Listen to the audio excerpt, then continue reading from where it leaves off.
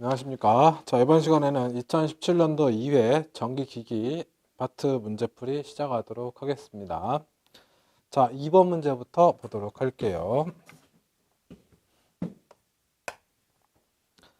자, 전동기의 제동에서 전동기가 가지는 운동 에너지를 전기 에너지로 변환시키고 이것을 전원에 환원시켜 전력을 회생시킴과 동시에 제동하는 방법은? 이라고 물어봤어요.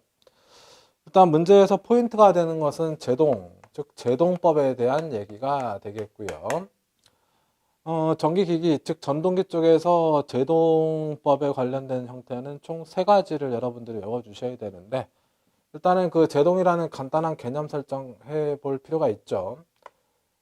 자, 전동기는 일단은 정지된 상태에서 전기에너지, 구체적으로 표현하면 전류를 받게 되면 기동 과정을 거치게 되고, 그 다음에 운전이라는 건 뭐 회전한다는 거죠. 그리고 이제 속도를 급격히 변화시키거나 이제 멈추기 위한 속도를 줄여주는 형태, 그 과정을 우리가 제동이라고 하게 됩니다.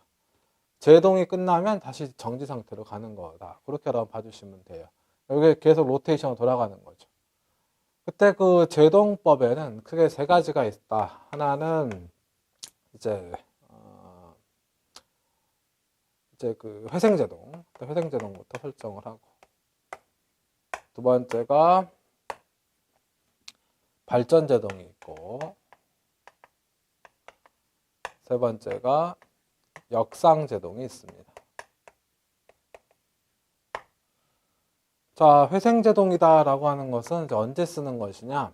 예를 들어서 이제 이렇게 높은 산이 있었어요. 높은 산이 있다. 근데 이 높은 산에 올라가면 경치가 참 좋아요. 그래서 관광열차가 여기 이제 올라가죠. 이렇게 이제 이어져 있는 관광열차 여기를 이제 올라가는데, 그래서 정상에 서가지고 사람들이 이제 관람을 했어요. 그리고 다시 이제 내려갑니다. 내려가는데 요 지점이 또 경치가 참 좋아요. 그래서 관광열차가 위에서 이제 내려간다. 올라갈 때는 모터 회전력을 가지고 올라갈 텐데, 내려올 때는요. 여러분 자전거 타고 언덕 올라갈 때 힘들지만 내려올 때는요. 페달을 안 밟아도, 올라갈 때는 페달을 힘차게 밟아 올라가지만 내려올 때는 페달을 밟아봤자 자전거가 더 빨리 관성 때문에 또는 중력 때문에 더 빨리 내려가 버리죠. 그 페달을 밟는 게 의미가 없어지잖아요. 그거랑 똑같은 개념으로 생각하시면 돼요. 기차가 올라와서 사람들이 관람하고 다시 사람들이 타면 기차가 내려온다. 내려오는 과정에서 그 어떤 관광열차를 돌려주는, 모터를 돌려주는 에너지의 어떤 그 입력값에 해당한 회전보다 바퀴가 더 빨리 돌아버리는 개념이 나타나게 됩니다.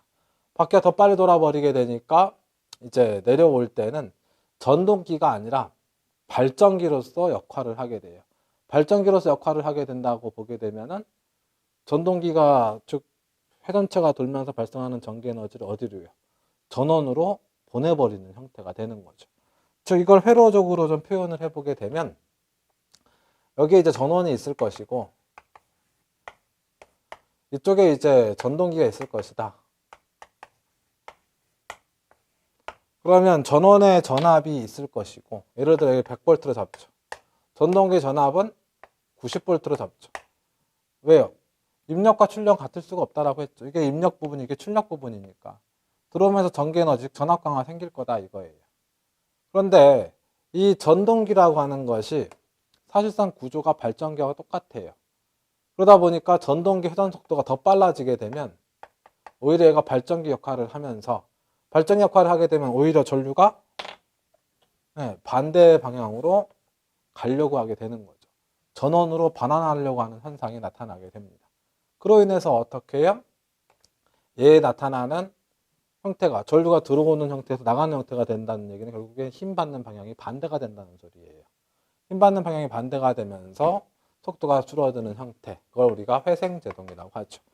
그러니까 문제에서 지금 얘기되는 게, 운동 에너지를 이제 전기 에너지로 내려오는 중력 또는 관성으로 인해서 더 빨리 돌다 보니 오히려 여기에서 전기 에너지가 생겨가지고 전류를 전원으로 흘려주려고 하는 힘이 발생하게 될 것이다. 전원으로 환원시킨다. 거기 밑줄 쳐주시거나 전력을 회생시킨다. 거기 밑줄 쳐주셔서 회생 또는 환원이라는 단어 나오면 회생제동이다. 그렇게 여러분 생각해 주시면 되겠고, 발전제동이라는 말의 의미는 무엇이 되냐면, 쉽게 보시려면, 자, 우리 타여자 전동기를 이렇게 그림을 그릴 수가 있어요. 여기 전원이 있는 상태에서 전류가 이렇게 들어가서 얘가 이제 돌아간다 이거죠. 그런데 이제 제동을 해야 된다. 그래서 어떻게? 전원을 해서 분리를 시켜버립니다. 전원에서 분리를 시켜주게 되면 전기에너지가 안 들어가겠죠. 그럼 얘가 바로 멈춰버리느냐? 그게 아니죠. 굴러가던 관성이 있기 때문에 전원을 뺐다 하더라도 전기자 자체, 회전체는 계속 빙글빙글 돌아요. 얘가 돌면서 계좌에서 나오는 자속을 절단을 하게 됩니다. 절단을 하게 되면 일단은 여기 회로가 열려 있긴 합니다만 일단 자속을 절단했으니까 뭐가 생겨요? 기전력이 생기는 거죠. 기전력이 생기게 되면요, 전류가 흐를 수 있죠. 전류가 흐를 수 있을 때 여기에다가 전원에서 분리시킴과 동시에 저항을 갖다가 껴줍니다. 그러면 여기 기전력이 발생해서 그 기전력으로 인해 전류가 이렇게 돌게 되는 거예요. 전류가 돌면서 전류는 여기서 소모가 되는 거죠. 저항에서 열의 형태로. 그럼 전류가 들어오다가 나가는 형태가 되다 보니까 전류 방향이 반대가 된 거죠. 그 말은 역시나 힘 받는 방향이 반대가 설정이 되게 되죠. 그러면서 제동이 이루어져요. 이거 발전 제동이죠. 그래서 발전 제동은 저항에서 열로서 소비한다. 이런 표현 들어가면 이제 우리가 발전 제동이라 할 수가 있습니다. 전원으로 반환한다라는 표현 들어가면 회생 제동이고, 그다음에 전동기가 발전기 역할을 하면서 제동을 걸어주게 되면은 발전 제동이고, 그러니까 여기 전원으로 반환 또는 회생이라는 단어 들어가면 얘, 저항에서 열로서 소비한다라는 표현 들어가면 얘가 되는 거예요. 역상제동 또는 역전제동이라고도 하는데, 요건 이제 뭐가 될 것이냐 하면, 그래요. 그럼 여기다 그리시게 되면, 이 상태에서 운전을 하고 있었어요. 여기 전원이 있고, 이때 단순하게 이걸 반대로 갖다 껴버리는 겁니다. 반대로. 그러면 위로 꼈을 때는 전류가 위로 들어가서 전동기 이렇게 돌아갔다면, 요로 방향으로 돌아갔다면 반대로 껴버리게 되면 전류가 아래로 들어가는 거죠. 그에 따라서 힘 받는 방향이 반대가 되는 겁니다. 전류 방향이 반대가 되니까. 그래서 그럴 때 우리가 역상제동 또는 역전제동이라고 표현을 한다. 그래서 이제 얘는 극성을 바꾼다든지 선을 바꾸고 교체한다든지 그런 표현 들어가게 되면 역상 또는 역전. 자, 다시요. 전원으로 반환한다, 회생한다. 그럼 회생제동. 저항에서 열로 소비한다, 발전제동. 선을 바꾼다, 그러면 역전제동 또는 역상제동. 그런 형태로 체크해 주시면 되겠습니다. 자, 그래서 제동법 간간히 언급될 수 있으니까 포인트만 잡고 잘 기억해 주시기 바랍니다.